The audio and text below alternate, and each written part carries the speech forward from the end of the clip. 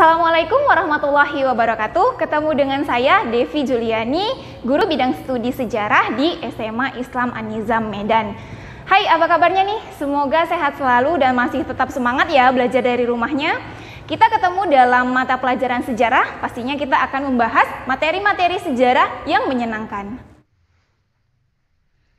Nah, baik. Sebelum kita memulai pembelajaran pada hari ini, ada baiknya kita lafazkan basmalah terlebih dahulu. Bismillahirrahmanirrahim. Semoga pembelajaran hari ini dimudahkan dan dilancarkan ya. Amin, amin, ya robbal alamin. Nah, baik, kita masih membahas tentang seputaran kerajaan Islam di kerajaan Islam di Nusantara nih. Nah, hari ini materi kita adalah kerajaan Islam di Maluku Utara, Papua, dan Nusa Tenggara. Nah, di mana kita tahu ya, biasanya kalau kita bahas tentang kerajaan-kerajaan Islam, maka yang populer itu ya Aceh Darussalam, kemudian Samudra Pasai, Ambon, Banten, ya seperti itu. Yang gede-gede gitu dalam tanda kutip adalah kerajaan-kerajaan yang luas wilayahnya itu sangat luas gitu. Nah, hari ini kita akan bahas kerajaan Islam yang ada di Maluku, Papua, dan Nusa Tenggara. Nah, walaupun mungkin beberapa kerajaan yang ada di wilayah ini tidak cukup terkenal ataupun jarang kita ketahui gitu. Tapi nanti ada di Maluku Utara itu termasuk kerajaan yang besar, ada Ternate dan Tidore. Nah, kemudian ada di Papua dan juga Nusa Tenggara. Nah, jadi kalau selama ini kita anggapnya oh ya, Islam masuk ke Nusantara itu berdasarkan teori-teorinya, kemudian kerajaan-kerajaannya ada di Aceh, kemudian di Jawa dan sebagainya. Ternyata enggak gitu ya. Islam menyebar ke seluruh penjuru Nusantara. Bahkan Islam sampai ke Maluku Utara, Papua, dan Nusa Tenggara. Nusa Tenggara itu pada sekitar abad ke 15-an itu sudah ada gitu. Nah, oke, baik. Langsung saja nih kita bahas. Yang pertama, kerajaan Islam di Maluku Utara. Kepulauan Maluku ini menduduki posisi penting dalam perdagangan dunia di kawasan Timur Nusantara. Mengingat keberadaan daerah Maluku ini, maka tidak mengherankan jika sejak abad ke-15 hingga abad ke-19 kawasan ini menjadi wilayah perebutan antara bangsa Spanyol, Portugis, dan Belanda. Ya, kita tahu bahwa Kepulauan Maluku kaya akan rempah-rempah yang memiliki kualitas terbaik di dunia. Ya kan? Makanya nih bangsa-bangsa para pendatang, kemudian bangsa-bangsa yang melakukan pelayaran demi perdagangan internasional, mereka memburu cengkih, pala, ataupun yang lainnya gitu ya kan dari Kepulauan Maluku ini. Nah, next. Sejak awal diketahui bahwa di daerah ini terdapat dua kerajaan besar bercorak Islam, yakni kerajaan Ternate dan Tidore. Nah, kerajaan Ternate dan Tidore ini terletak di sebelah barat Pulau Halmahera atau Pulau Halmahera ini dikenal juga dengan Maluku Utara. Wilayah kekuasaan kedua kerajaan ini meliputi Kepulauan Maluku dan sebagian Papua. Tanah Maluku yang kaya akan rempah-rempah menjadikannya dikenal di dunia internasional. Bahkan, Maluku mendapatkan julukan ataupun sebutan sebagai The Spicy Island. Nah, dari wilayah kerajaan ini banyak dihasilkan rempah-rempah, terutama cengkih dan pala. Cengkih dan pala inilah yang banyak dicari pada para pedagang internasional. Makanya Maluku menjadi ladang emas yang tak ternilai harganya bagi mereka. Mereka siapa? Bangsa-bangsa para pendatang tadi, khususnya bangsa-bangsa barat. Ya kan? Spanyol, Portugis, Inggris dan lain sebagainya. Ini berusaha nih untuk berebut bisa menguasai wilayah Maluku. Untuk apa? Untuk bisa mengeruk seluruh kekayaan alam yang ada di Maluku, terkhusus rempah-rempahnya. Nah, gitu ya. Nah, kemudian tanda-tanda awal kehadiran Islam di Maluku ini diketahui dari mana? Ya, dapat diketahui dari sumber-sumber sejarah pastinya. Berupa yang pertama ada namanya naskah-naskah kuno. Nah, naskah-naskah kuno ini kemudian berbentuk hikayat. Seperti ada namanya hikayat Hitu, ada hikayat Bacan, dan hikayat-hikayat setempat lainnya. Nah, di sini sudah ada ya hikayat Hitu. Nah, ini tulisannya juga tulisan Arab ya kalau kita perhatikan. Nah, selain dari naskah-naskah kuno yang berupa hikayat ini, tentu sumber berita asing seperti Cina, kemudian Portugis dan lainnya ini amat menunjang cerita sejarah daerah Maluku. Karena biasanya para pendatang itu seperti pedagang-pedagang dari Cina, kemudian pedagang-pedagang dari Portugis, baik itu pedagang ataupun dia misionaris ataupun memang mereka para kolonialis gitu ya. Biasanya dalam mereka melakukan perjalanan mereka menuliskan catatan perjalanan mereka di dalam sebuah buku. Nah, buku itulah yang kemudian bisa digunakan sebagai sumber sejarah. Nah, tentunya dengan syarat dan ketentuan yang berlaku. Seperti itu ya. Nah, ini tentang kerajaan Islam di Maluku Utara. Kemudian kita lihat kerajaan Islam di Papua. Nah, sumber-sumber sejarah menunjukkan bahwa penyebaran Islam di Papua sudah berlangsung sejak lama. Bahkan, berdasarkan bukti sejarah, terdapat sejumlah kerajaan-kerajaan Islam di Papua. Banyak nih. Yang pertama, ada namanya Kerajaan Waigeo.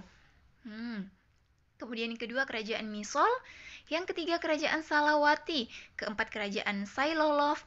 Lalu ada Kerajaan Fatagar, Kerajaan Rumbati, Kerajaan Kouyai, Kerajaan Aiduma, dan yang terakhir yaitu Kerajaan Kaimana. Nah, memang kerajaan-kerajaan ini cukup tidak eksis ataupun tidak populer ya. Nah, tapi ini adalah bukti bahwasanya Islam sudah menyebar sejak lama nih di Papua. Dengan apa? Dengan adanya kerajaan-kerajaan ini. Walaupun kerajaan-kerajaan ini adalah kerajaan-kerajaan yang tidak besar gitu, termasuk kerajaan-kerajaan yang kecil, ya kan? Nah, bahkan di sini sudah ada Masjid Patimburak di Fakfak, Papua Barat. Ini yang menandakan hadirnya Islam di Fakfak Papua Barat pada saat itu. Gitu. Nah, kemudian berdasarkan sumber tradisi lisan dari keturunan raja-raja di Raja Ampat, Sorong, Fakfak, Kaimana, dan Teluk Bintuni Manokwari, Islam sudah lebih awal nih datang ke daerah ini. Ada beberapa pendapat mengenai kedatangan Islam di Papua. Ya, sedikitnya ada 5 pendapat nih. Biasa, kalau kita berbicara sejarah, kita tidak pernah mengambil satu pendapat, ataupun kita tidak bisa kemudian membenarkan satu pendapat kemudian meninggalkan pendapat yang lain, tidak ya. Jadi kita harus percaya dan yakin atas beberapa pendapat. Nah, kembali ke diri kita, kita mau lebih condong ke yang mana. Pastinya berdasarkan kajian-kajian ataupun penelitian yang telah kita lakukan gitu. Oke, sekarang kita lihat pendapat-pendapat mengenai kedatangan Islam di Papua. Yang pertama, Islam datang di Papua tahun 1360 yang disebarkan oleh mubalik asal Aceh, yaitu Abdul Ghaffar. Nah, ini pendapat yang pertama. Kemudian yang kedua, pendapat yang menjelaskan bahwa agama Islam pertama kali mulai diperkenalkan di tanah Papua, tepatnya di Jazirah Onin, yaitu di Patimunin Fakfak, oleh seorang sufi bernama Syarif Muaz Al-Qotan dengan gelar Syekh Jubah Biru dari negeri Arab. Kemudian yang ketiga, pendapat yang mengatakan bahwa Islamisasi di Papua, khususnya di Fakfak, dikembangkan oleh pedagang-pedagang Bugis melalui Banda dan Seram Timur oleh seorang pedagang dari Arab bernama Hawatan At-Tamimi yang telah lama menetap di Ambon. Kemudian yang keempat, pendapat yang mengatakan Islam di Papua berasal dari Bacan.